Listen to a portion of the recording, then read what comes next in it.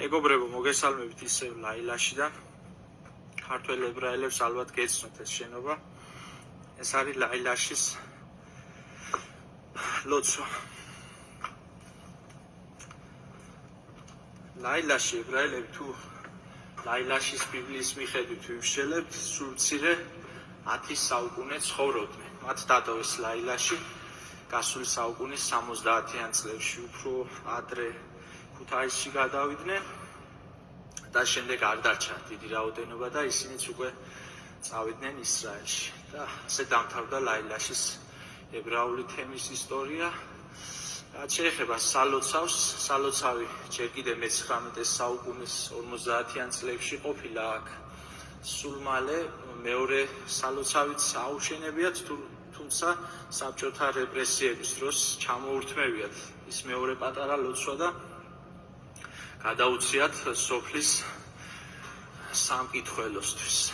აი ასეთი არის ამ მთავარი ლოცვის ინტერიერი.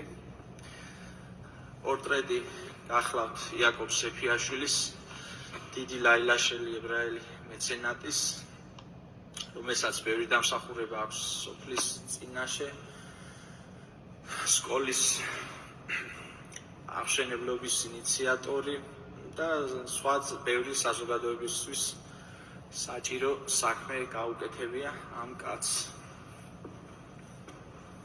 აქ მისი შვილის ფოტოებია, დავით სეფიაშვილის. ეს ზემოთ აქეთ საქალებო, აქედანაც გადმოვხედოთ. საინტერესოა, რომ ლაილაშის ერთ-ერთი დიდი რაბინი მოშე მეგრელიშვილი 1110 წელს გარდაცვლილა 113 წლის ასაკში. სხვა გამორჩეული რაბინებიც ყოლია, მათ შორის გერშონ ბინიაშვილი მახსენდება ახლა და სხვაები კიდევ ბუნებრივია, ბევრი ყველას ვერ ჩამოთვლი.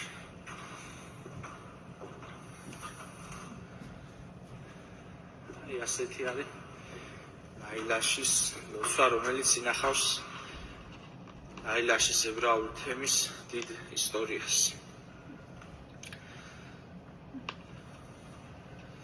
აბადროებით, მეგობრებო.